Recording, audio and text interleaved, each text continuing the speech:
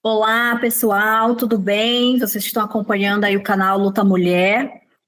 A gente tem tido aí, né, um período mais longo de produção de materiais de vídeos. Isso tem a ver com uma questão de saúde minha, né? Eu estou me recuperando aí de um processo de ruptura do ligamento do joelho, então está mais lenta a produção.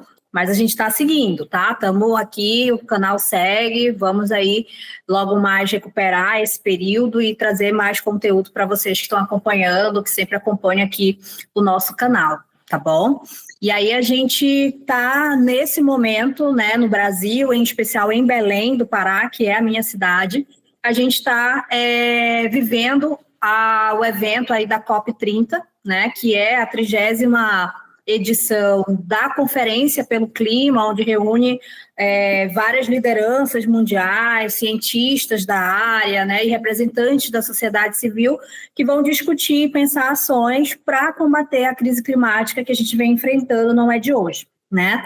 Não à toa a gente já está na 30ª edição desse evento e o que a gente observa é que a gente tem tido muitas contradições nesse processo da própria COP, dos próprios objetivos que a COP se propõe e o que ela realmente consegue alcançar a nível mundial em relação ao comprometimento aí dos principais governantes da burguesia internacional em relação a combater, de fato, né, esses eventos climáticos, essas transformações climáticas que a gente vem acompanhando, que são fruto do desmatamento, né, das agressões à natureza como um modo geral.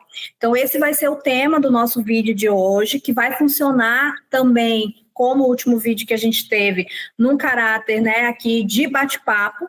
E hoje eu vou ter duas convidadas aqui com a gente, que vão falar um pouquinho de alguns aspectos referentes ao funcionamento da COP em Belém, o que significa ter esse evento acontecendo hoje em Belém do Pará. Né? Então, eu vou estar aqui, são duas amigas, companheiras de luta de longa data, que eu tenho muito orgulho de receber aqui. Né? Vou estar aqui com a Daniele Brito, que é diretora do Sindicato da Construção Civil de Belém, operária já aí de longa data, depois ela vai falar um pouquinho dessa trajetória, mas, né, uma dirigente de um sindicato operário em Belém, muito importante, que a gente sabe que é uma categoria majoritariamente masculina, mas que as mulheres têm um peso importante aí também, e a gente quer falar sobre esse processo de mobilização e luta que essa categoria travou em Belém, às vésperas da COP, ali no mês de setembro, e o que significou esse processo de mobilização que a gente teve por lá. Também tenho aqui comigo hoje a minha companheira Wellington Macedo, que é jornalista, é educadora social, é membro da Executiva Nacional do Quilombo Raça e Classe, é também do Movimento Mulheres em Luta, lá em Belém, e militante do PSTU. Dani, Well, bem-vindas aqui no canal Luta Mulher. Eu sei, tua vida não é brincadeira, porque os teus sonhos coletivos é de guerreira. O sol se põe, camarada. Como eu já apresentei, né, a gente vai começar aqui uma conversa com a Dani, que é operária da construção civil, e a gente tem, a nível nacional, um perfil, né, da categoria de ser majoritariamente masculina, mas que também tem uma presença feminina aí já com um grande peso, inclusive em alguns estados tendo uma formação direcionada para as mulheres, né, na categoria, uma formação profissional.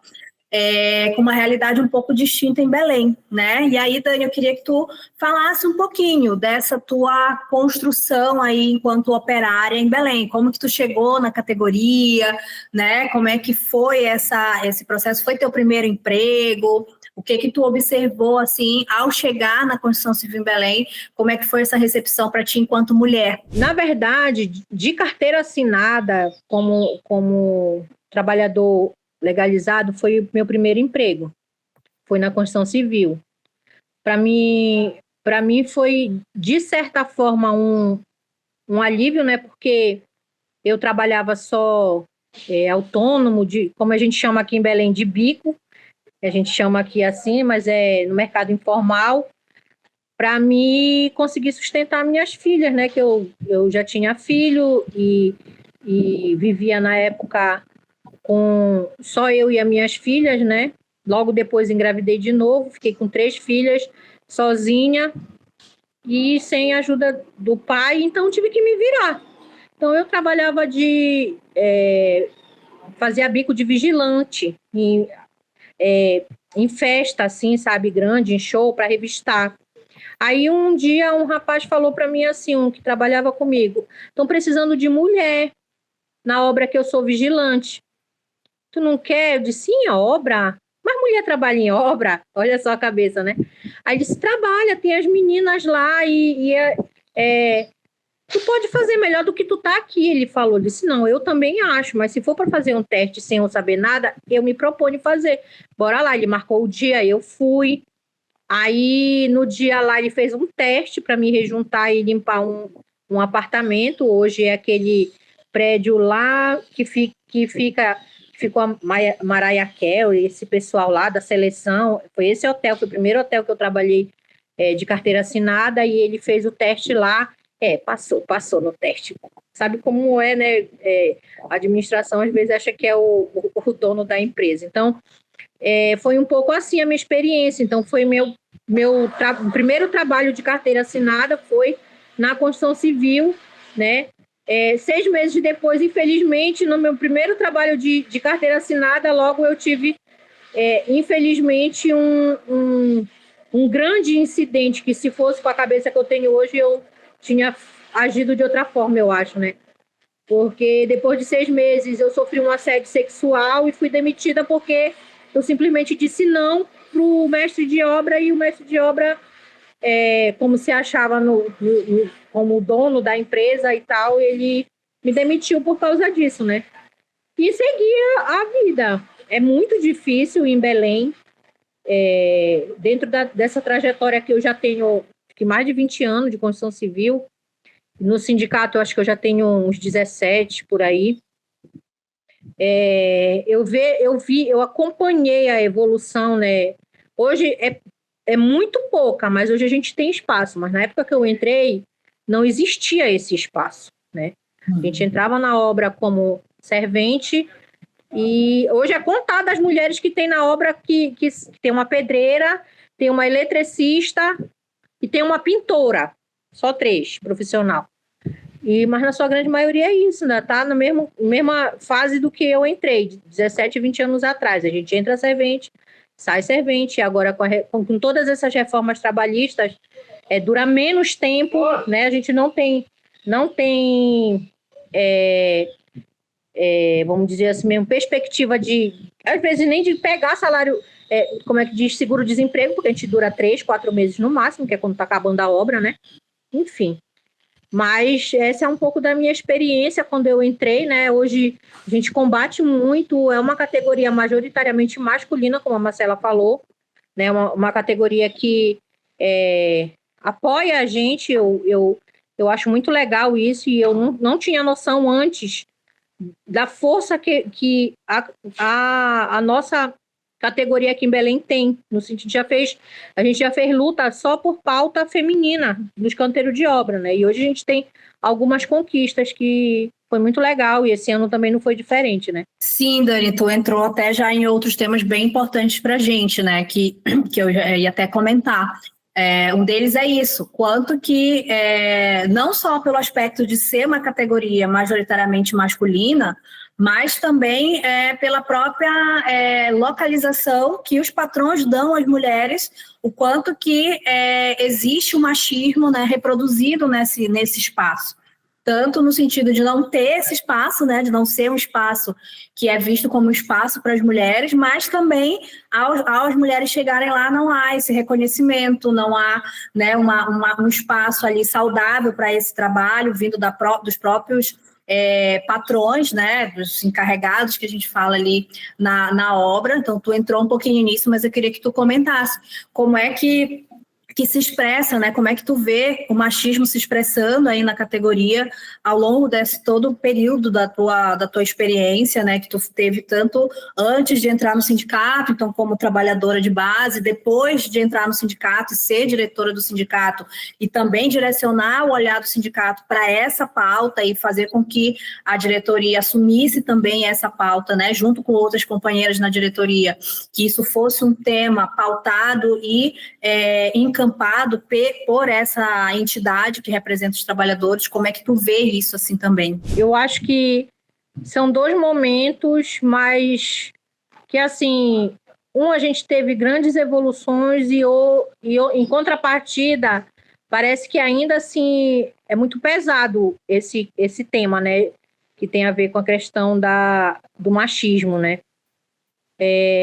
Na época que eu entrei na construção civil, a gente não tinha, na verdade não tinha nem Lei Maria da Penha, né, eu acho, ainda na época. Principalmente esses debates mais profundos, vamos dizer, já existia, mas não com tanta profundidade. E eu achei muito importante quando dois amigos meus, que quando os camaradas do sindicato me convidaram para entrar na chapa do sindicato, a turma que trabalhava comigo, tipo assim, tu tem muito a contribuir para nós, que é uma companheira, a Rosinha, hoje ela não é mais viva, e ela se via representada em mim, e assim, por mim eu não tinha entrado no sindicato, né? Mas de tanto ela dizer que eu poderia ajudar ela e outras mulheres e a categoria como um todo, que aquilo me deixou com uma sensação de que eu assim, poderia ser capaz de lutar também, né? Na verdade, eu duvidava do que a gente poderia fazer juntas. E aí, depois que eu entrei no sindicato, foi isso. Eu vi que o coletivo era muito mais importante. Juntamos não só as mulheres, né? É importante dizer isso. Os homens também, da diretoria, né? Que se não fosse também a turma em conjunto, a gente não tinha evoluído nada, né? Houve no período da pandemia que a gente deu uma retrocedida muito grande. Na verdade, da pandemia não. Eu vou mais atrás um pouquinho, da reforma trabalhista. Deu uma retrocedida muito grande, sabe, na pauta das mulheres, nos canteiros de obra. Deu uma retrocedida maior ainda na época que veio a Covid, que quase o sindicato fecha as portas, né? E a gente veio, vamos dizer assim mesmo, subindo degrau por degrau para poder voltar ao que era antes, né? E desse patamar que eu acho que a gente está agora para tentar evoluir mais para frente, né? Porque se não tivesse todas essas paradas, eu acho que tinha que ser daqui mais para frente. Mas teve um longo período, vamos dizer, de estiagem, vamos dizer assim, né? Da gente conseguir evoluir e avançar mais nas coisas.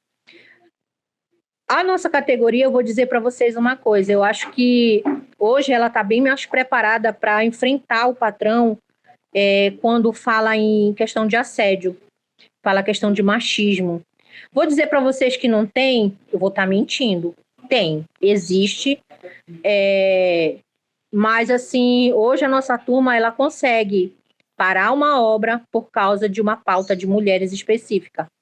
Ela consegue parar uma obra por algum... A gente chama de cabeça branca aqui. Quando eu falar cabeça branca, que tem a ver com os capacetes brancos, que são a pessoal da administração. Isso é uma linguagem como a gente diz aqui, de peão, né? Quando os cabeça branca vão e assediam as meninas, né, no canteiro de obra. Eles estão dispostos a parar, inclusive se for para tirar aquele cara em favor de qualquer mulher, né? Então, a gente já teve várias lutas assim, né? E eu acho isso muito legal. E as conquistas que a gente teve ao longo do tempo, né? Eu acho que não é pouco a gente conseguir colocar na convenção coletiva uma pauta de assédio moral e assédio sexual, que antes, se a mulher denunciasse, ela ia ser logo demitida e o cara ficava. Hoje não, ela tem estabilidade. Isso foi fruto de luta, de conquista, né? E isso não é uma pauta menor. A classificação que a gente sempre desejou foi que eles olhassem a mulher que rejunta como uma profissional, já que eles não dão oportunidade aqui em Belém para a gente, não davam, né, até esse ano agora, não davam oportunidade para a gente, um rapaz que entra com 20 anos na obra, eu estou 20 anos na obra trabalhando já, ele vai entrar amanhã, ele pode ser um profissional, um carpinteiro, um pedreiro, um eletricista. Eu estou 20 anos, vou continuar sendo servente. Tipo isso, a gente não tinha essa oportunidade de progredir profissionalmente, né? Então, hoje, a partir desse ano, a gente já vai começar a ter também, colher esses frutos aí dessa luta que a gente fez com esses dias de greve aí, que a gente baixou a cabeça aí do Helder e da patronal de Belém. Eu vou já comentar esse tema da greve, né? Mas eu queria só, quem acompanha o canal, que viu aí o primeiro vídeo, né, em que eu me apresentei, sabe que eu comecei a minha militância, né, no tema das mulheres, na luta das mulheres trabalhadoras junto às operárias da Construção Civil de Belém. Então, para mim, é realmente um tema muito importante da gente tratar aqui no canal, porque eu peguei desde o início ali, né, a organização das mulheres na Secretaria de Mulheres do sindicato, fazendo a discussão junto à diretoria, fazendo a discussão no canteiro de obra com os trabalhadores, né, a gente foi muito lá na hora do almoço, né, Dani, reunia não só a mulherada, mas reunia também os homens para que eles falar sobre essa pauta, falar sobre o tema do assédio, da violência, dessa diferença da questão da classificação profissional, que sempre foi uma pauta para as mulheres na categoria, né, junto com o combate ao assédio e outros temas, né, e pelo movimento Mulheres em Luta, que nós três aqui construímos, né, e temos muito orgulho da trajetória desse movimento de mulheres trabalhadoras, a gente foi vendo, né, todo esse passo a passo que a Dani relata, e eu fico muito feliz também de ouvir a concretização, né, e principalmente, que acho que para nós é muito importante, é essa educação da categoria, né, de saber que hoje os homens, operários, trabalhadores da construção civil, param uma obra por uma pauta das mulheres, né, que não é uma pauta das mulheres, né, que a gente sabe que é uma pauta do conjunto dos trabalhadores, porque afeta a nossa, mas saber que, né, ao ter uma companheira ali numa situação de vulnerabilidade, toda a categoria para e faz esse movimento, que é, inclusive, também algo que a gente aprende muito na construção civil, né, essa questão mesmo da solidariedade de classe, desse coletivo, e que tem muito a ver, óbvio, né, com a diretoria do sindicato, né, com a direção que o sindicato dá para a categoria e essa educação que a gente vem trabalhando há muitos anos. Hoje em dia está assim, por exemplo, aconteceu uma situação recentemente com duas companheiras que elas foram demitidas porque elas foram perseguidas, sofreram assédio e tudo mais. Aí, os trabalhadores da obra, antes das meninas procurarem a gente, já estavam denunciando ele. Uhum. Aí eles diziam assim para mim, para o seu Alex, para o Ailson, olha, fala pra gente o que é, porque ele vai se queimar logo em todas as obras. Onde ele tiver, a gente já vai marcar a cara dele, assim que eles falaram. Eu achei muito legal isso, porque assim, era só nós mulheres que denunciavam para nós mesmos, né? O trabalhador vinha chegar, denunciar no lugar da mulher antes dela chegar, isso tá nesse patamar, entendeu, Marcelo? Eu achei muito legal. É isso mesmo. Com certeza, muito importante mesmo, e a gente, inclusive, vê um pouco o reflexo, né, desse coletivo e da educação política, né, porque isso é uma educação política da categoria também, com o que a gente viu agora em setembro, que foi essa greve, né? A gente teve aí, o governo federal e estadual liberaram 5 bilhões, né, de reais para as obras de infraestrutura em Belém, para o período da COP, né, para que se recebesse aí todas as delegações a nível internacional. Entretanto, né, o que a gente viu é que esse investimento ele não se refletiu nas condições de trabalho, né, da categoria da construção civil que estava garantindo todas essas obras de infraestrutura, né, e eu queria que tu comentasse um pouquinho disso, Dani, qual é a condição, né, em que os trabalhadores estavam trabalhando para construir essa infraestrutura para esse mega evento, e o que levou a categoria a fazer uma greve às vésperas da COP, né, sofrendo aí todo o tensionamento do governo do estado, da polícia. A gente viu nas atividades da greve muito policiamento, né? Fecharam todas as obras da COP, inclusive para o sindicato e os trabalhadores do piquete da greve não ter acesso aos trabalhadores que estavam ali. Então, como é que se construiu esse processo para se chegar até a necessidade de ter uma greve? Eu acho que não foi um processo desse ano, sabe? Eu acho que esse ano em reuniões que a gente teve construindo a greve em si, a gente tinha uma avaliação que era tipo assim, a turma já estava entalada, engasgada, com vários anos a patronal só oferecendo a perca, só a inflação, sendo que no outro mês, né, aquela inflação daquele mês já tinha engolido o salário e tudo mais, né, porque a gente sabe que essa inflação aí, enfim, é um negócio à parte para a gente comentar, mas a gente teve muito esse olhar, entendeu? A turma, desde o ano passado, inclusive é até importante colocar isso, ano passado a nossa turma já estava disposta, né? Só que a gente via que o cenário ainda não estava favorável, da forma como estava esse ano. Esse ano, na nossa avaliação, a gente teve uma campanha salarial em si muito vitoriosa. Porque, assim, não foi o principal a pauta econômica, né? O principal para a nossa categoria esse ano foi mostrar para a sociedade e uma greve assim, Marcela, das que tu já participou, a UEL está aqui também que participou com a gente, que não foi nada do que a gente tinha participado em nenhum momento na nossa história, na nossa vida. A gente com opinião pública do nosso lado, né? As pessoas passavam e faziam vídeo e paravam com a gente e davam apoio, né? A gente nunca teve um reflexo desse, né?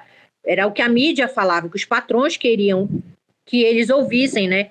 Vândalo, cachaceiro, tudo que não prestava fechar rua, isso, um monte de coisa, né? Então, a nossa turma, assim, eu acho que saiu com um sentimento de alma lavada para dizer o seguinte, não, esse ano o patrão teve que baixar a cabeça pra gente.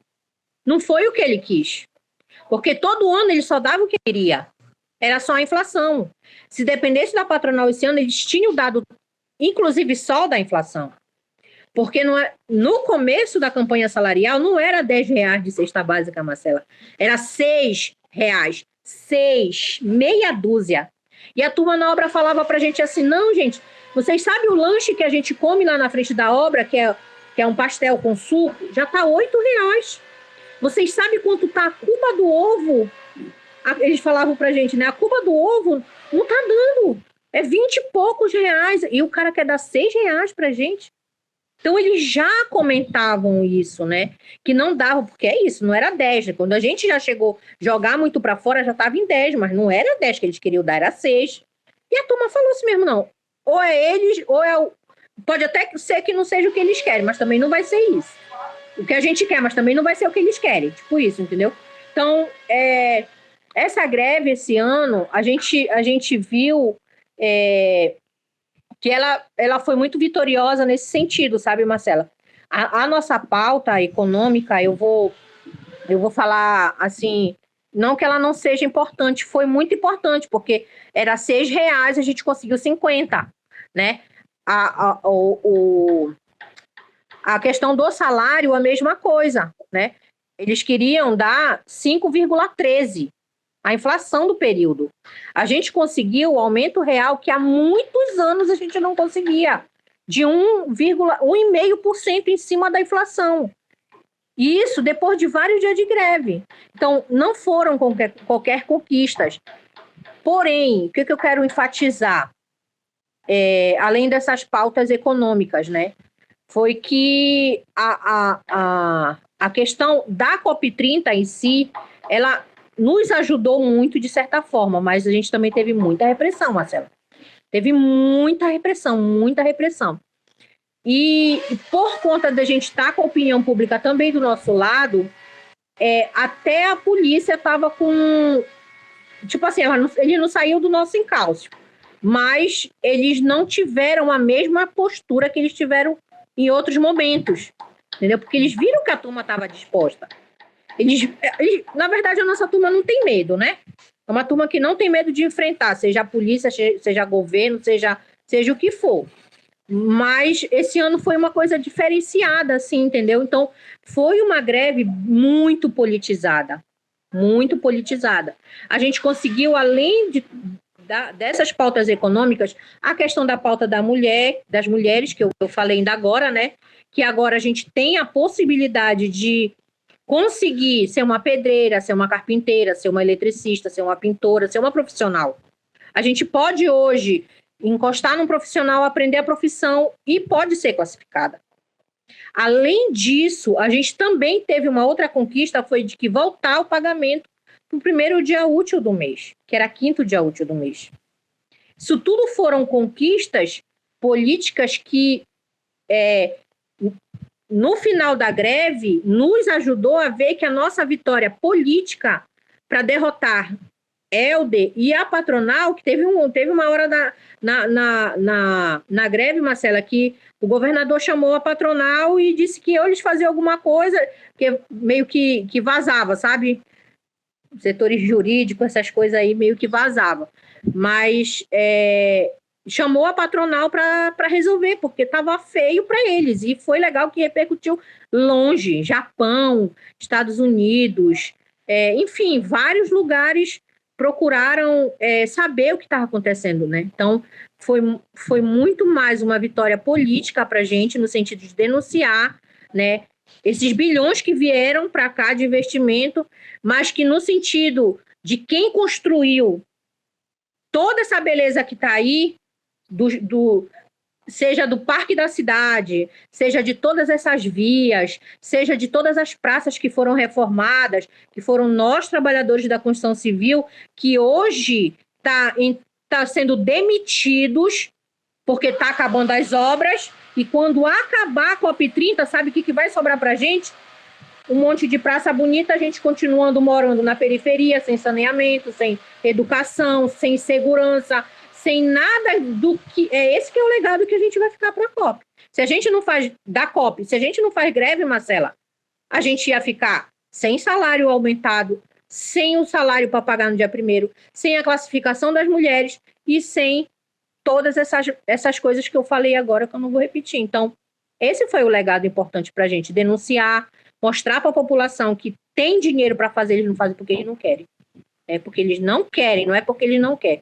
E enquanto nós, trabalhadores, que estamos dando o suor, o sustento que constrói tudo para eles, eles não dão valor.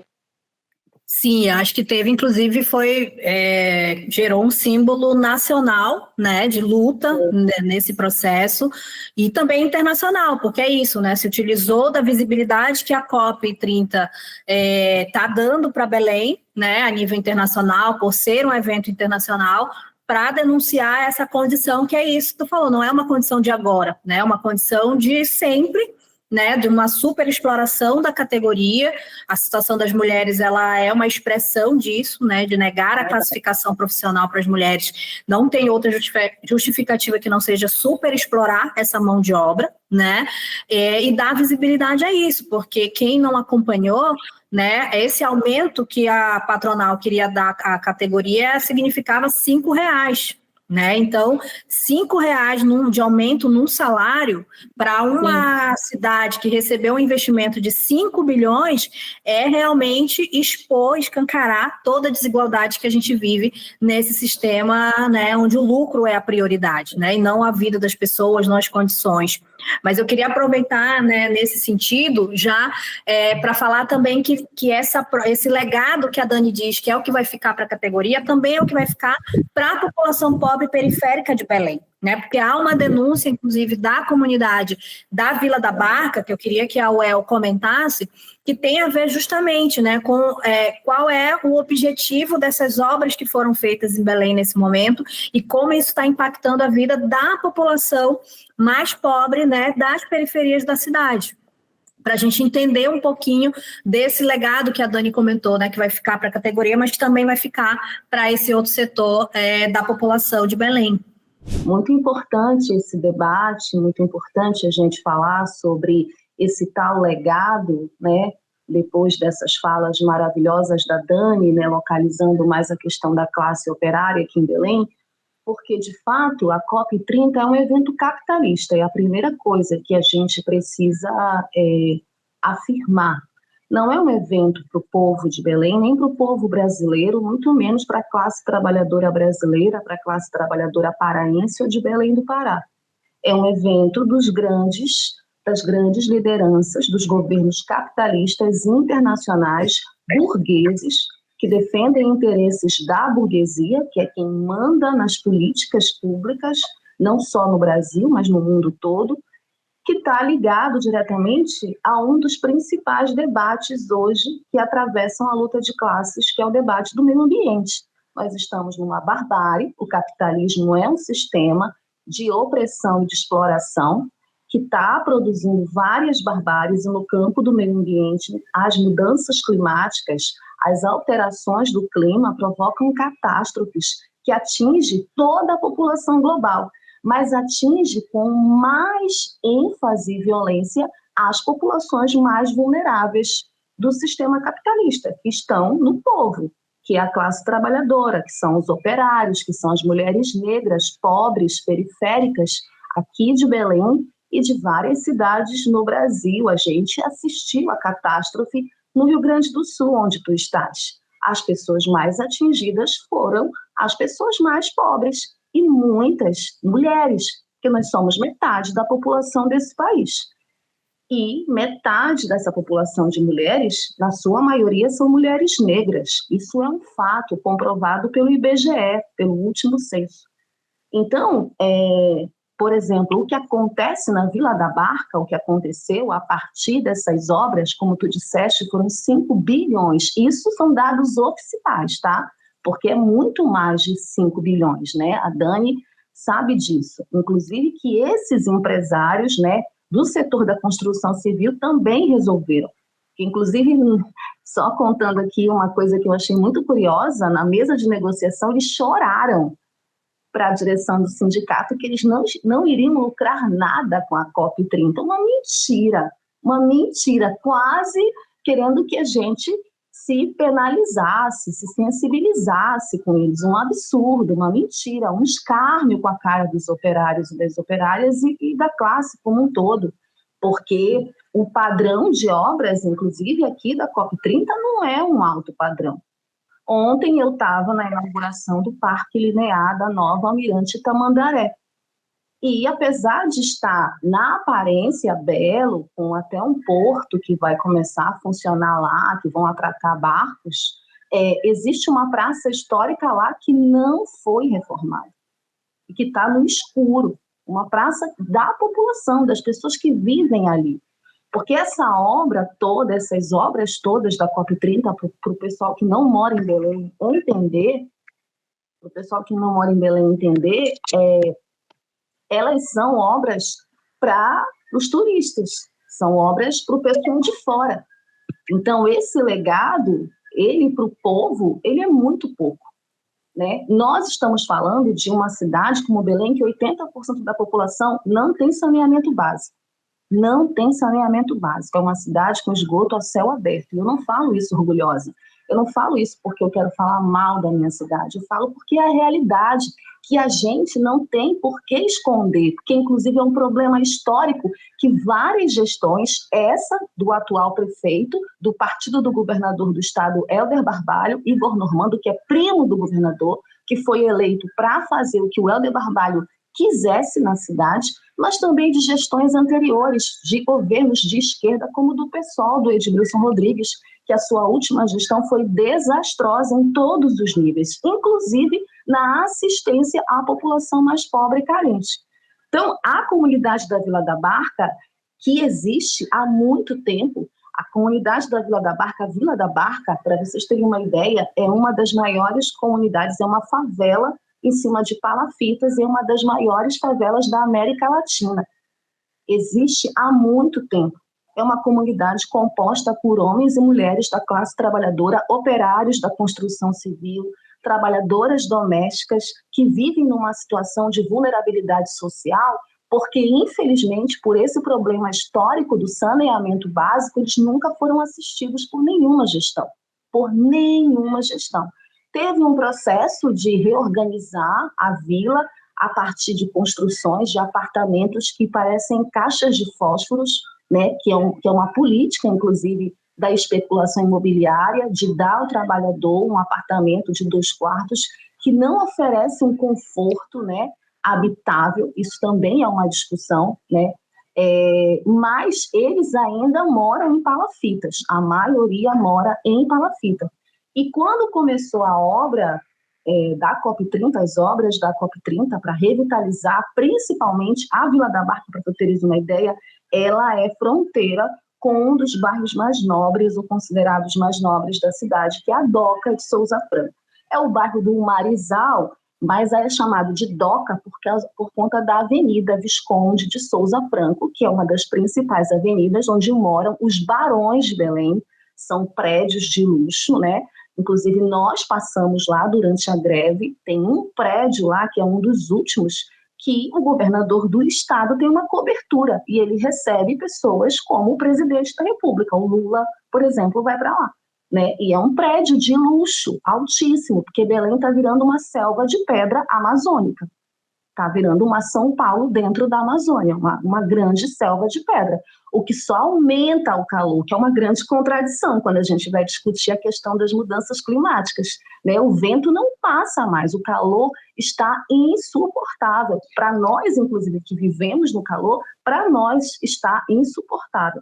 Então, a Vila da Barca faz fronteira com a Doca, e simplesmente quando começou o processo de revitalização da Doca e do que eles chamam de novo parque linear da Doca, né, que é isso que eles estão vendendo como propaganda, que é a mesma coisa que fizeram ontem com o Almirante Tamandaré, eles começaram a construir uma estação elevada de esgoto na Vila da Barca, que, em outras palavras, significa que todo o esgoto da Doca ia parar lá na Vila da Barca, atingindo em cheio os moradores daquele local.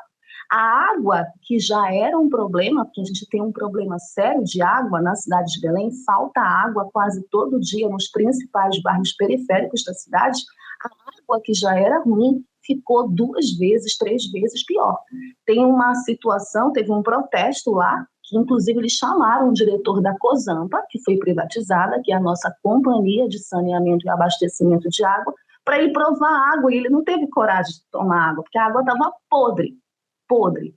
Então, veja, era um prédio abandonado, que existia há muito tempo lá, e havia uma demanda da comunidade de transformar numa creche para as crianças.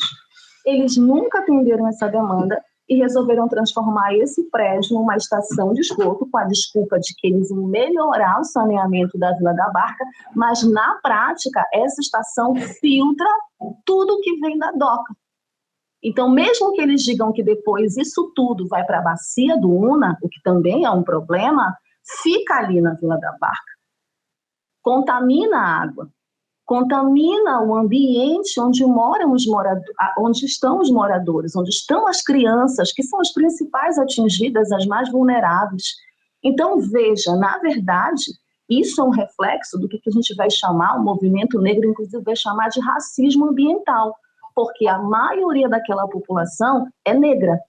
São mulheres negras, mães solos, chefas de família, trabalhadoras domésticas, operárias, trabalhadoras ambulantes, que acordam muito cedo, que não têm assistência de saúde, porque a unidade básica lá não funciona adequadamente, que não tem creche, porque a demanda da creche nunca foi resolvida em nenhuma gestão de prefeitura, não tem escolas próximas, né? Então eles têm que sair e ir para para lá, mais para o Telégrafo, para Pedro Álvares Cabral, para outras áreas, outros bairros, Sacramento, que é o bairro mais próximo ali, né? Que é o bairro do Telégrafo, que compreende aquela região, e tem muito mais dificuldades.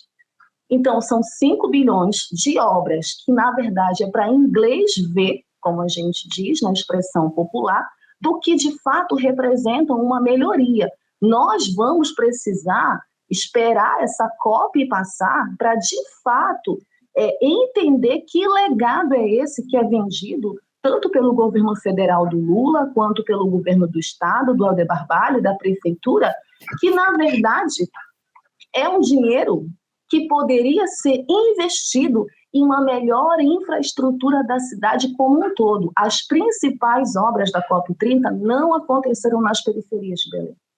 Não aconteceram na Terra Firme, não aconteceram nos Jurunas, não aconteceram na Vila da Barca, no Guamá, na Cremação, na Pedreira. Foram obras localizadas no centro da cidade, que obviamente atravessa a periferia, porque quem não conhece Belém, Belém não é dividida em zonas. Belém, os bairros são fronteiros, né? Belém, você passa de um bairro para o outro, você conhece Belém numa volta de ônibus ou andando mesmo, de um bairro para outro, você conhece Belém. É uma cidade que cresceu muito desordenadamente, sem um planejamento urbano. Então, isso também acaba refletindo nos problemas que a população, que a classe trabalhadora, né, que as pessoas da periferia sofrem. Então, na verdade, a COP30 não é uma COP para o povo de Belém. Não é uma COP, mas porque tem ônibus elétrico. Verdade, tem ônibus elétrico, que é uma demanda que já existia há muito tempo. E só foi colocado por causa da COP30, porque aqui eles querem minimamente mostrar, fazer uma maquiagem na cidade de que, olha, a cidade está modernizada, olha, a cidade está desenvolvida. Mas nós temos problemas sérios em relação à questão do saneamento. E essa situação da Vila da Barca é o maior exemplo desse desrespeito com a população, desse desrespeito com os trabalhadores das comunidades periféricas da cidade, e de que a COP é uma grande maquiagem, porque é um grande balcão de negócios que vai debater as mudanças climáticas numa grande contradição. Numa cidade onde a especulação imobiliária fala mais alto, essa mesma especulação imobiliária desses burgueses que não querem pagar salários melhores para os operários, né, para a população como um todo, e que, na verdade, só querem discutir o lucro que eles não podem perder por conta da devastação do meio ambiente. E é um ciclo vicioso, né? Porque a gente vê que é a lógica capitalista de produção que ocasiona essa crise climática, né, pela agressividade e destruição dos recursos da natureza, né? Então, a emissão de gás carbônico na atmosfera, né, a exploração aí dos combustíveis fósseis, desmatamento, etc., né?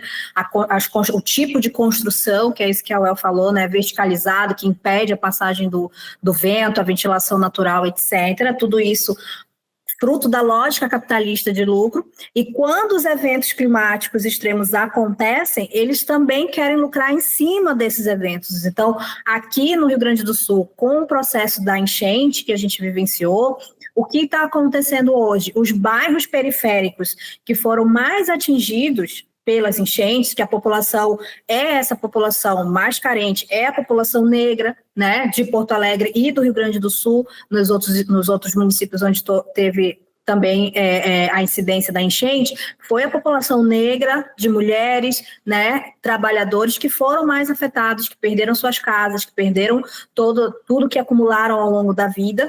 E o que acontece agora aqui no bairro Sarandi, que foi um dos bairros mais afetados na capital, né, a prefeitura está retirando a população de lá, já com o intuito de entregar o bairro para o setor imobiliário, né, para ter ali o investimento imobiliário da especulação de construir prédios, de construir uma infraestrutura que não vai ficar para essa população que vive ali há anos e que agora vai receber uma indenização muito aquém do que precisa para ter uma casa de fato digna que atenda às suas necessidades. essa população está sendo empurrada para lugares mais distantes ainda, né, para outras periferias de outras cidades da região metropolitana, e o bairro vai ser revitalizado não para eles, mas para especulação imobiliária. Né? Então, a gente vê que essa é uma lógica perversa que coloca o conjunto da classe trabalhadora, da população que é mais atingida por esses eventos climáticos extremos, numa condição de ainda mais vulnerabilidade. Né? Então, de fato, é fundamental que a gente evidencie essas contradições na COP, que acontecem em uma cidade com todos esses problemas que a UEL comenta, né? E que até a gente vive essa contradição, porque nós conhecemos os problemas da cidade, a gente sabe, né, que tem uma série de questões a serem resolvidas, mas isso, inclusive, é utilizado por outras regiões do país, aqui mesmo do Sul, principalmente de Santa Catarina, para dizer que a cidade é assim como se fosse pela falta de capacidade da população, né, ou pela forma de vida que a população escolheu ter, como se isso também não fosse fruto de uma exploração histórica, né, no país, onde o Sul e o Sudeste receberam um investimento, industrialização, para explorar e exploraram ao longo de todo esse processo do seu desenvolvimento os recursos naturais do Norte e do Nordeste. Né, e que a gente vê hoje se refletir, inclusive na contradição do próprio governo federal, do governo Lula, que é a aprovação agora da exploração da margem equatorial em Macapá, e que vai ter um impacto direto em toda a Amazônia, nas regiões, nas populações ribeirinhas, nas populações originárias, quilombolas, né? Então, um governo que se apresenta como um governo progressivo, que diz que está ao lado, né, das medidas aí que a COP vai apontar para enfrentar a crise climática, mas aprova um projeto de exploração, né, de uma região aí extensa para seguir investindo em combustível fóssil.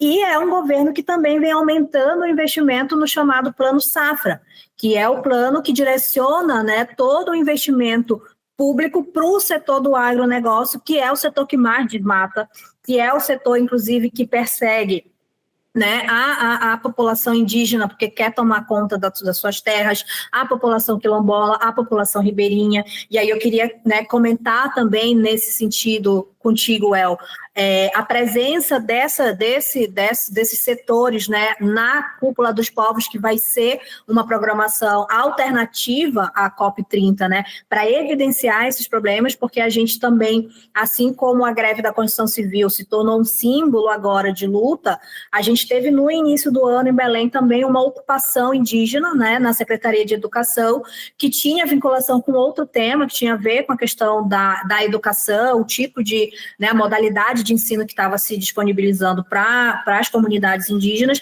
mas que volta agora na COP também para evidenciar, né? A gente tem no estado do Pará um índice de violência no campo absurdo, né, com o assassinato de vários ativistas do campo, trabalhadores rurais. A gente tem um histórico, né, na Amazônia como um todo, com Osmarino Amâncio, de luta dos seringueiros, ali com o marco do assassinato de Chico Mendes, e a gente segue tendo, né, essa trajetória, esse enfrentamento, e eu estou falando isso justamente porque a gente fala dos problemas de Belém e da região, porque a gente conhece e a gente sabe a origem deles. Diferente de outros setores que falam desses mesmos problemas, tentando estigmatizar a região e nos manter num lugar, né, de selvageria, como eles colocam, como se o desenvolvimento do Sul e do Sudeste tivesse sido algo independente, né, da exploração que se fez, inclusive, do Norte e do Nordeste.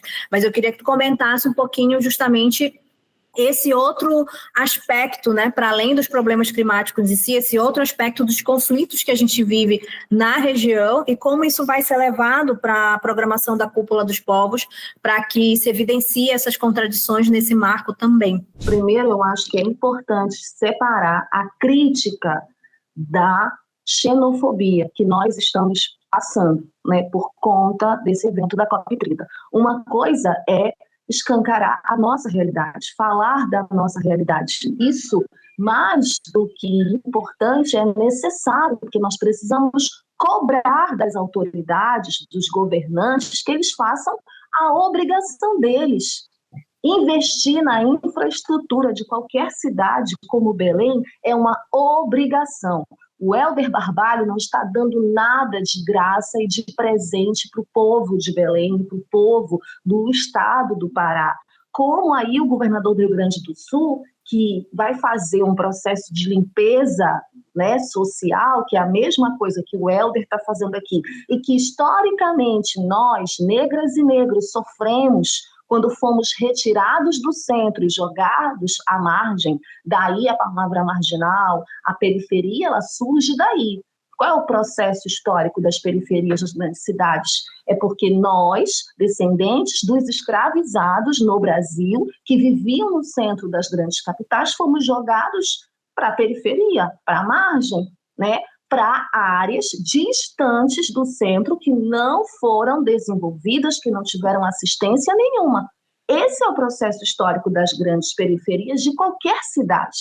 Agora, existe um abismo e uma diversidade social grande no nosso país e desigualdades sociais grandes no nosso país que variam de região para região. Então, não pode ser que, porque nós falamos dos problemas que Belém enfrenta, isso justifique a xenofobia que Belém, que o povo de Belém e o povo paraense no geral vem sofrendo desde que Belém foi anunciada como sede da COP30.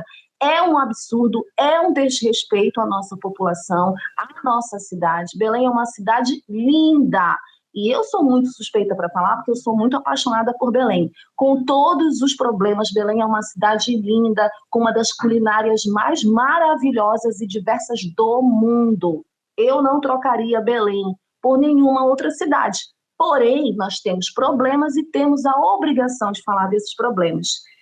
Isso que tu falas, por exemplo, que vai acontecer paralelo à COP30, a Cúpula dos Povos, é um espaço onde aqueles que historicamente são sem voz, de terem voz, para falarem por eles mesmos todas as mazelas que eles sofrem com as alterações climáticas, com as mudanças climáticas que são provocadas pela exploração capitalista, pela exploração de combustíveis fósseis, né, que aumentam o efeito estufa, que aumentam os problemas de devastação, de desmatamento, não só na Amazônia, mas nos outros grandes biomas brasileiros, e que são responsáveis por a gente estar nessa situação que hoje se busca a tal justiça climática, né? Todo mundo fala em justiça climática, é o tema da COP30, e a Cúpula dos Povos, ela vai falar sobre isso, pautar sobre isso. As grandes organizações e nós da CSP Conlutas, que compomos a CSP, nós vamos ter uma programação especial dentro da Cúpula dos Povos para falar sobre isso, para falar sobre, de fato, como a gente vai mudar, vai debater a defesa do meio ambiente dentro de um cenário onde o capitalismo continua sendo o sistema. Não é possível. Então, por quê? Porque a gente está falando de um estado como o estado do Pará, que é isso, a exploração capitalista, a devastação do meio ambiente é lucro para os grandes governos. A gente tem um governo como o Helder Barbalho que defende a legalização da grilagem, que apoia a legalização da grilagem. O que isso significa na prática? A morte de indígenas, a morte de camponeses, a morte de ativistas como o Dom e o Bruno, que foram assassinados covardemente exatamente por denunciar, né, a grilagem, por denunciar os empresários que apoiam essa grilagem, essa devastação, essa invasão dos territórios quilombolas, indígenas, ribeirinhos. Então, isso tudo precisa ser representado na Cúpula dos Povos. São essas pessoas que vão falar na Cúpula dos Povos, porque a COP30 é o evento dos capitalistas. As lideranças vão tentar dizer a sua forma melhor de não devastar tanto o meio ambiente. As lideranças indígenas, camponesas, quilombolas, vão dizer o que elas estão sofrendo na pele. Então, uma das coisas que a gente vai ter, que a gente vai querer debater, por exemplo, vai ter o Osmarino, é com os companheiros trabalhadores camponeses de Anapu, do sindicato lá de Anapu, companheiro Erasmo, né, e todos os trabalhadores camponeses de lá que sofreram e vêm sofrendo todas as perseguições por conta dessa disputa da terra, que é histórica no nosso estado. É aqui nesse estado que se matou trabalhadores sem terra em 1996, um dos maiores massacres da história da morte de lideranças camponesas, que é o massacre de Eldorado dos Carajás, comandado pelo governador do estado na época, o Almir Gabriel. Infelizmente, o Pará ele é manchado de sangue, né, por ter ceifado a vida de muitas lideranças camponesas, indígenas, quilombolas, que lutaram por direitos históricos, que são uma grande contradição dentro de um sistema capitalista que, na verdade, não permite que esses direitos sejam garantidos na prática.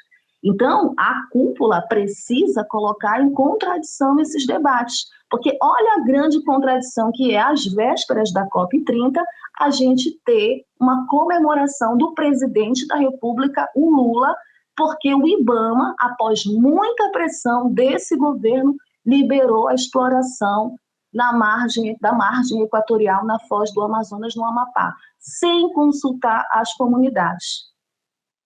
A situação da Vila da Barca foi da mesma forma, não teve consulta com a comunidade, não teve consulta com os moradores. Então, que discussão é essa? Como que esses empreendimentos podem favorecer a população quando eles são pensados de cima para baixo? Quando o que tem ali por trás do desenvolvimento, porque vocês são contra o progresso. Que progresso é esse?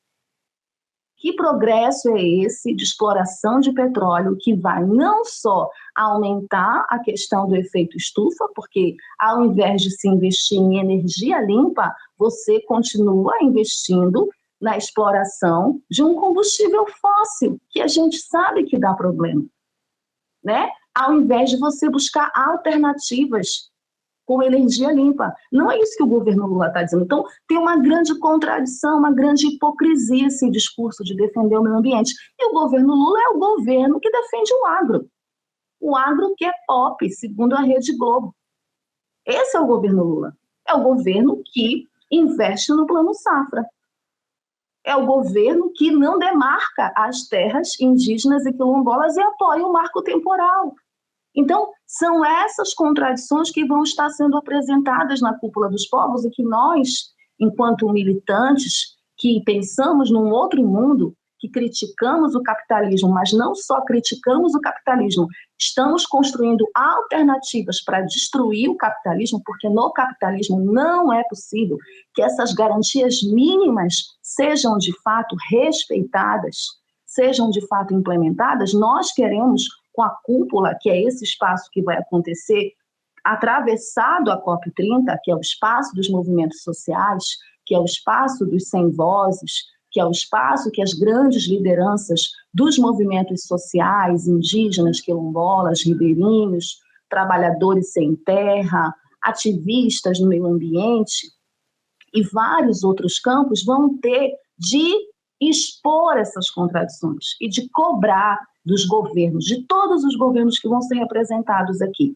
Teve governo que fugiu, né, do debate, né? O Trump fugiu do debate, né? Cagou e andou para a COP30. Então a COP, na minha opinião, já começa mal, porque se você tem a principal nação capitalista dizendo que não vem, que não quer saber, que não vai cumprir o Acordo de Paris, você já vê para onde vai essa discussão.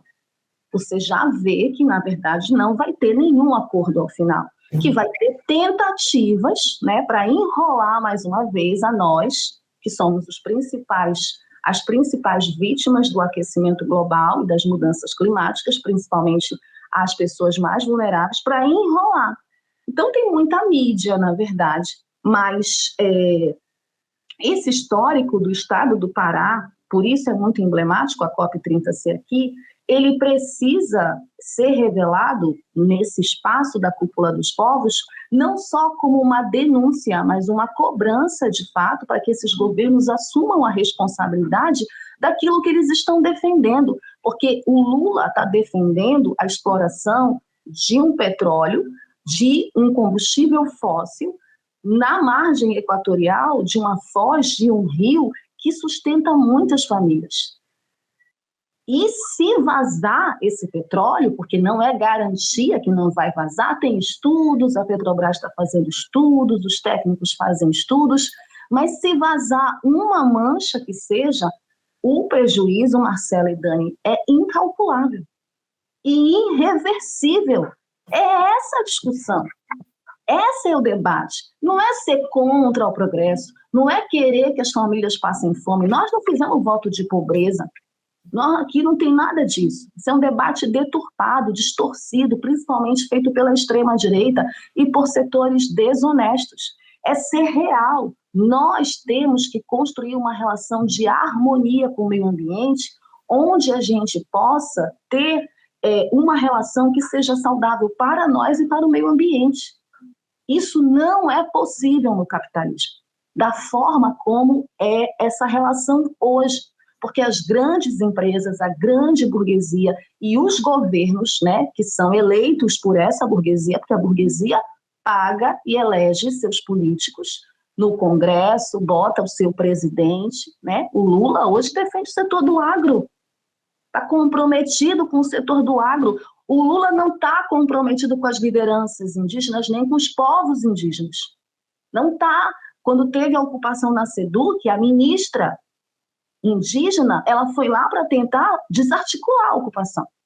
Ela não ficou lá para apoiar a ocupação. Quem estava lá, eu estava lá. Eu vi a fala dela. Então, a quem que esses governos defendem? Não defendem a classe trabalhadora, não defendem as populações indígenas, quilombolas, ribeirinhas. Esse debate é um debate enviesado. Nós é que temos a responsabilidade na Cúpula dos Povos e a CSP com Lutas e todas as organizações que compõem a central vão fazer isso na cúpula. A nossa programação dentro da cúpula é para denunciar, é para cobrar, é para dar voz a essas lideranças, é para organizar atos, protestos e planos, inclusive, porque não se encerra o debate do meio ambiente com o fim da COP30. A gente está no final do ano, mas o debate vai seguir. Eles vão embora e a gente vai ficar aqui com esse legado aí, né, Dani? Esse legado que a gente não sabe como é que vai ficar depois, porque agora tá. Tudo parece muito bonito, muito maquiado, muito bem bonito, mas quem está lá pisando na lama, na periferia, onde não chegou a obra da COP30, sabe que não é tão bonito assim. Então, nós vamos sim estar na Cúpula dos Povos para garantir que as nossas posições, as nossas vozes sejam ouvidas, gritadas, se for o caso, e que a gente possa cobrar, de fato, esse legado histórico de matança desses governos, porque esse é o legado deles para a gente, que não fizeram absolutamente nada, nem pelo meio ambiente, nem pelas famílias. Ao contrário, com essa decisão da Foz do Amazonas, por exemplo, da exploração da margem equatorial, vai impactar e prejudicar mais ainda a vida das populações, das comunidades tradicionais. E a gente, pegando esse tema, né, que tu coloca do impacto dessa exploração, dos riscos, né, que está colocado para a população local, da exploração da margem equatorial, não só se vazar, mas a própria exploração ela já vai trazer o impacto para a região.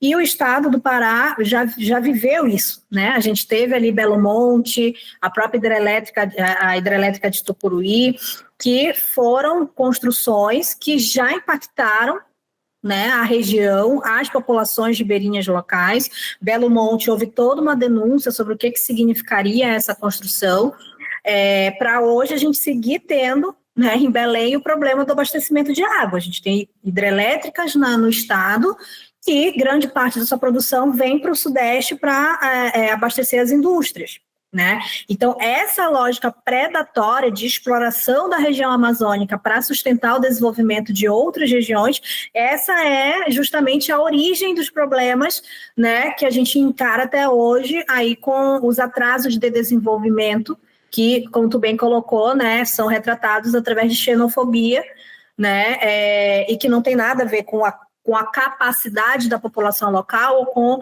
inclusive, a falta de crítica da população local, porque a população local tem crítica sobre todos esses processos, inclusive vem lutando muito contra esse tipo de atuação predatória na região, né? Então, acho que esse é um aspecto bastante importante. E o outro aspecto também que a gente falou da comunidade da Vila da Barca, porque ela é um expoente, né, dessas contradições do que do que vem sendo feito ao longo desse período de preparação da COP, mais especificamente em Belém, mas ela não é a única comunidade impactada. Na verdade, Belém sofre com problema de enchente constantemente, né? A gente sabe que é uma cidade que a chuva ela é permanente, a gente brinca, né, que tem 2 estações do ano só em Belém, a estação que chove todo dia e a estação que chove o dia todo, né? E são chuvas, né, intensas por conta da região amazônica, da floresta, e a cidade vai abaixo, né? Fica embaixo d'água sempre que chove é essa situação. Bairros inteiros, enchente nas casas, né? O bairro que minha mãe mora em Belém já sofreu com esse processo, e não é o bairro mais afetado, né? Mas já sofreu também com o processo da enchente. E isso não se discute, né? Não se apresenta uma alternativa na COP30 para esses problemas vividos pela cidade que está recebendo o evento, né? E aí a gente vê realmente que é um evento para mascarar essa situação e para construir uma alternativa da chamada sustentabilidade, né? Que vai beneficiar a própria burguesia, com o chamado agora mercado do crédito de carbono, né, que vai lançar um selo para as empresas, né, como se elas fossem amigas do meio ambiente, mas que, na verdade, elas estão poluindo o meio ambiente da mesma forma, só que agora mascaradas por um selo, desse tal crédito de carbono. Né? Então, é isso que a COP30 se propõe a ser, e é muito importante que a gente tenha lá os movimentos indígenas, quilombolas, os movimentos sociais, a construção civil, os trabalhadores da construção civil, para realmente fazer a denúncia e fazer a discussão daquilo que a gente realmente precisa discutir, e apontar o caminho que a gente realmente precisa fazer para enfrentar a crise climática, porque a gente sabe que não vai vir desses pactos que são acordados na COP, né, ao longo de toda a sua história, que nunca são cumpridos, é isso, os Estados Unidos nem vêm agora, né, que dirá assumir um compromisso com as metas, com as resoluções que a COP vai tirar, e os outros governos dos outros países também não vão cumprir, como nunca cumprem essas metas. Então, ou de fato, os trabalhadores e trabalhadoras organizados, enfrentando a raiz do problema, que é a própria forma de produção capitalista que promove essa destruição, ou a gente, de fato, não vai conseguir frear, né, essa destruição e o aprofundamento da crise climática como ela está colocada, né? Então, acho que esse aqui muito importante que a gente vá concluindo a nossa conversa apontando isso, né? Porque Dani e o El estão em Belém, vão participar da Cúpula dos Povos. Eu, infelizmente, não poderei estar, mas vou estar acompanhando todo o processo e vamos seguir construindo essa luta, como bem falou a El, passar da COP, porque o problema não vai acabar e a gente vai seguir enfrentando ele, mas que esse seja um espaço que a gente possa reunir forças, reunir, de fato, né, essa elaboração e apontar esse caminho de enfrentamento à burguesia, aos seus governos e a essa forma predatória de produção capitalista que vem aprofundando essa destruição aí a nível global, né? Então, acho que esse é um aspecto muito importante. E considerando esse elemento, né, que a gente coloca aqui, que vocês já levantaram, sobre o que fica do legado da COP, eu queria resgatar um pouquinho o tema, né, que a gente começou conversando com a Dani ali, das conquistas da greve, né, e em especial o tema da classificação profissional das mulheres da construção civil, porque a Dani colocou muito bem, essa é uma pauta histórica na categoria das mulheres da construção civil. A categoria da construção civil em Belém, ela tem, né, em Belém, é um dos mais baixos índices salariais a nível nacional da construção civil. Isso significa as mulheres não poderem progredir profissionalmente na categoria, significa que elas entram como servente, que é o salário mais baixo da categoria, e elas se aposentam servente com o salário mais baixo da categoria, mesmo fazendo um trabalho especializado em várias áreas, no rejunte, no acabamento, como a Dani bem colocou, a gente veio acompanhando esse histórico, né? Perdemos algumas companheiras nesse processo aí, a Dani citou a Rosinha, mas a gente perdeu outras.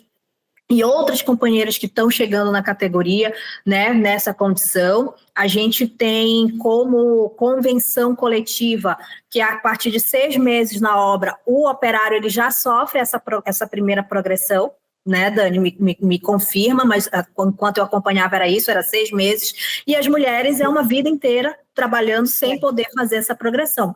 Então, essa é, de fato, para nós, uma vitória muito importante, uma conquista histórica das mulheres da categoria e das mulheres trabalhadoras a nível nacional, né? Nós encaramos como uma conquista histórica das mulheres trabalhadoras do país, porque a gente está falando, né, de uma categoria super explorada, em que as mulheres são mais exploradas ainda.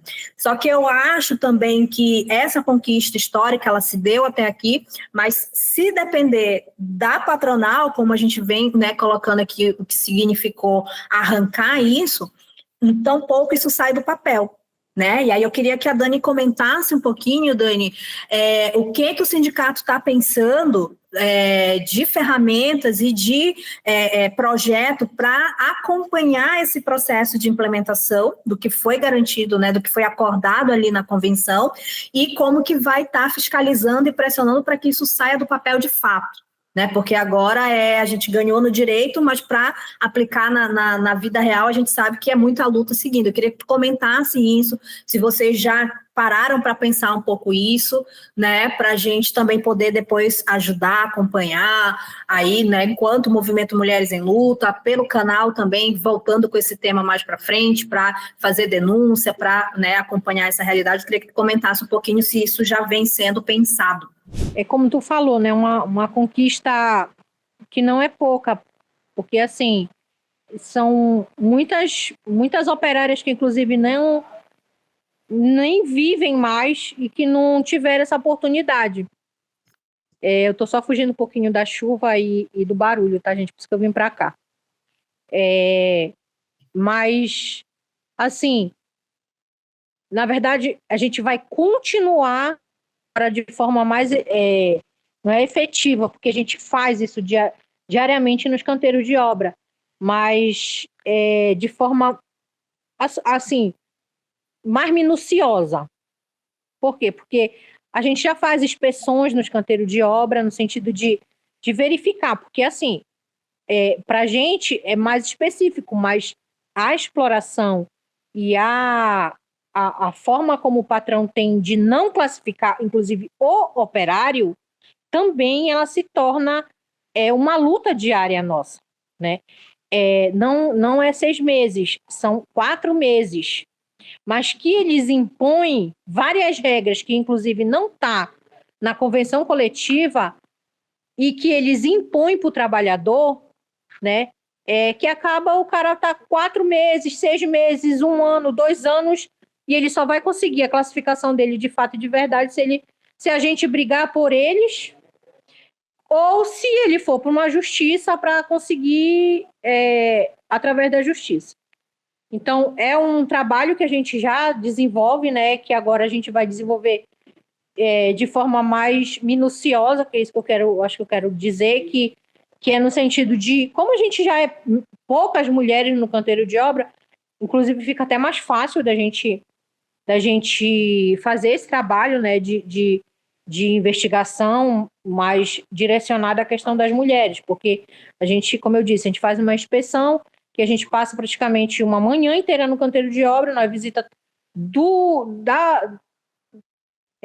térreo até lá o último andar e a gente vai conversando com os trabalhadores. Então, esse é um trabalho que a gente também vai direcionar de forma mais específica para as mulheres, né? Então, mas logicamente e que é muito importante, toda ajuda é bem-vinda.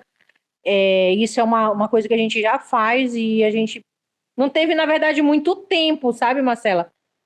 A greve, a gente já está na organização da COP30, né, para a gente participar da Cúpula dos Povos. A gente cedeu uma parte do nossa sede campestre para fazer um redário para alojar pessoas que de verdade vêm para fazer discussões importantes que não tem espaço na COP, não é verdade? E que tem as demandas que nem que acabam sendo nossas também, porque não é uma coisa à parte, é uma coisa junta, como a Uel falou. E a gente meio que girou para cá, né? Faz alojamento, faz redário, então a gente, quando acabar esse período, que a gente vai também dar uma sentada para a gente dar mais uma organizada para ver como é que faz melhor, porque ainda teve, eu acho que o central hoje, que está as denúncias maiores, é que depois da greve teve muita demissão, né? E não que isso seja um problema para nossa turma, né? Para nossa categoria, que eles já estão acostumados com isso, né? Com greve ou sem greve, o patrão demite mesmo a hora que ele quer, ele só se utiliza da nossa mão de obra e quando ele quer e a hora que ele quer. E depois que acabar tudo isso, a gente vai ver de forma mais eficiente, mais dinâmica, vamos dizer assim, de como fazê-lo na prática isso. Então, toda ajuda é bem-vinda, de perto, de longe. Marcela, o Ellen, tá? Se bem que a Uel já ajuda muito a gente aqui de perto, né, Uel? Aí a Marcela pode ajudar de longe agora. Com certeza, estou sempre à disposição. E aí, Uel, queria que tu comentasse um pouquinho, né? Tu falou um pouco da programação da Cúpula dos Povos, de todos os setores que vão estar lá reunidos, mas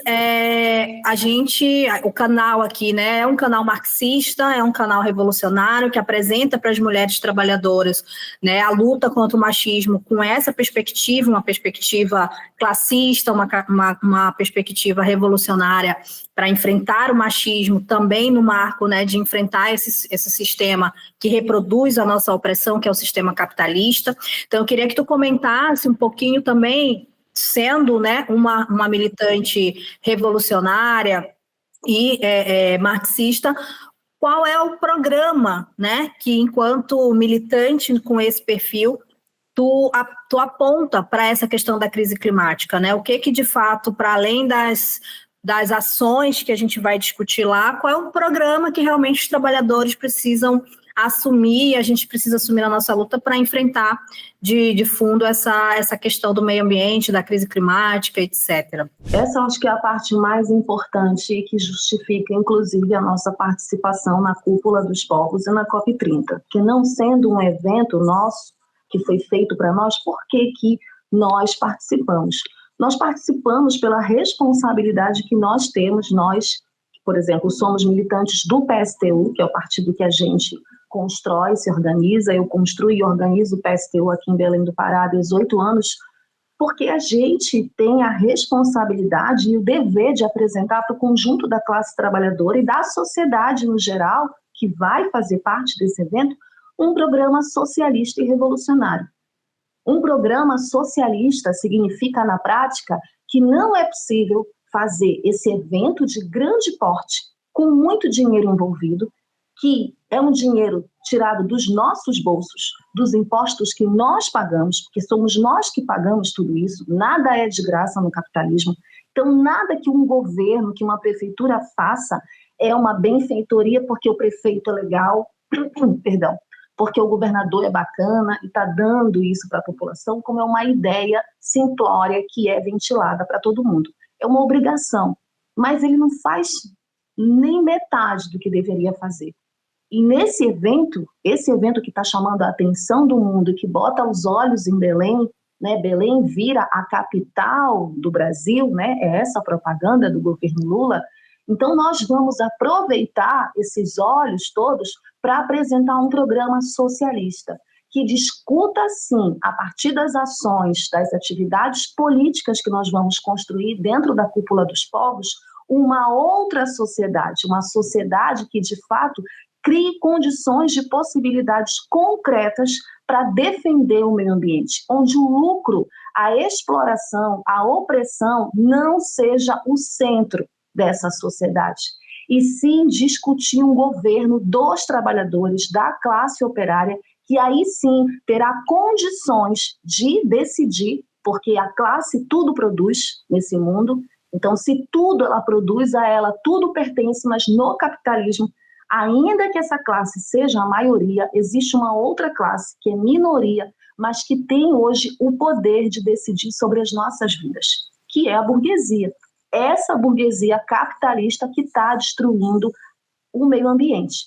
Esse modo de produção capitalista que produz entre outras coisas, a devastação da Amazônia, o desmatamento da Amazônia e das grandes florestas, mas que também produz essas ideologias opressoras como o machismo. Então, nesse sentido, é muito contraditório tentar falar de justiça climática dentro do capitalismo. Que justiça climática é essa? Nós só podemos falar de justiça climática se a gente fala numa perspectiva socialista, revolucionária. Para isso, a gente precisa discutir exatamente o que tu falaste anteriormente, a raiz dos problemas. Qual é a raiz da destruição do meio ambiente? Qual é a raiz das alterações climáticas, das catástrofes climáticas?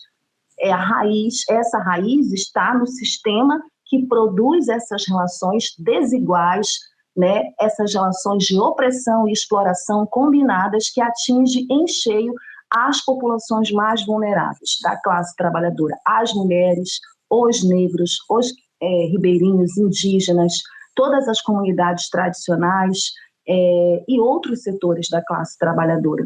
Então, nesse sentido, nós precisamos aproveitar esse espaço para apresentar um programa socialista e revolucionário, um programa que coloque o capitalismo em xeque e que apresente uma ruptura com esse sistema. E não é uma ruptura da boca para fora, é uma ruptura que se traduza na prática, em ações práticas, na construção, inclusive, de uma organização que possa, com o conjunto da classe,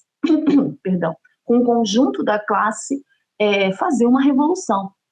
Não há outra alternativa para nós, não há. Qualquer saída fora disso é uma saída paliativa, é uma saída nos limites do capital. Então, qualquer saída, porque nada está garantido no capitalismo. Inclusive, esses acordos, esses pactos, eles são todos quebrados por essa burguesia, por esses setores dos governos, inclusive, que dizem que apoiam o meio ambiente. É uma falácia. É uma falácia que empresas como a JBS, como a Natura, várias empresas que estão patrocinando a COP30 e são responsáveis diretamente pela destruição do meio ambiente, agora queiram fazer um discurso de defensor do meio ambiente. O governador Helder Barbalho é um governador que apoia a grilagem. É esse governador que está vendendo agora crédito de carbono na Bolsa de Nova York e acha que está fazendo uma grande maravilha. É uma hipocrisia. Então, para nós, socialistas revolucionários, a única alternativa, de fato, se nós querermos, né, se a gente quer, de fato, fugir dessa barbárie, dessa grande catástrofe, porque os dados e as projeções, elas são alarmantes. Eu não sou pessimista e também não sou otimista, eu sou uma marxista que trabalho com a realidade e tento, dentro da minha realidade, enxergar as condições concretas. Então, para nós, construir uma organização revolucionária que possa apontar esse programa socialista para o conjunto da classe trabalhadora e operária, para nós é o caminho, para, inclusive, discutir com seriedade a defesa do meio ambiente, sem concessões, sem reprimir, sem oprimir os povos tradicionais, originários, né, aqueles que têm direitos históricos à terra, e construir uma sociedade que, de fato, estabeleça uma relação saudável e harmoniosa com o meio ambiente, que no capitalismo é impossível isso. Então, para nós, é um programa socialista, sem dúvida. Muito bom, eu queria agradecer muito aqui a participação das minhas convidadas hoje, Daniele Brito, operária da construção civil, diretora do sindicato dessa categoria aí, guerreira, o Wellington Macedo, jornalista, educadora social, ativista e militante revolucionária, duas mulheres trabalhadoras de Belém, minhas companheiras de luta aí de longa data. Queria agradecer muito a presença de vocês. Acho que essa conversa aqui traz muitos temas, né, que a gente depois pode aí desdobrar em outros espaços. Nós fazemos aqui um convite, quem está em Belém, participe da programação da Cúpula dos Povos, vamos participar desse debate realmente junto ao conjunto dos trabalhadores e ativistas sociais que querem discutir com seriedade esse tema. Quem não está em Belém, acompanhe pelas redes, né? A CSP Conlutas vai repercutir a programação da Cúpula dos Povos, pelo canal, pelo perfil do Instagram do canal Luta Mulher, a gente também vai repercutir lá o que vai estar acontecendo em Belém nesses dias. Então, acompanhem, existem lugares fora de Belém que também estão construindo programações para discutir o tema da crise climática, participem, vamos engajar e, de fato, construir a luta em defesa do meio ambiente, do nosso planeta e da nossa existência, da existência e da sobrevivência da nossa classe, que vem sendo aí a principal atingida por todos esses aspectos, e garantir esse enfrentamento ao sistema capitalista, que é o grande responsável por todas essas mazelas que a gente vive no cotidiano. Então, a gente fica por aqui, agradeço. Se chegou até o final do vídeo, curte, compartilha, já manda aí para os amigos e até o próximo vídeo aqui do canal. Eu sei, tua vida não é brincadeira, porque os teus sonhos coletivos é de guerreira. O sol se põe em cama.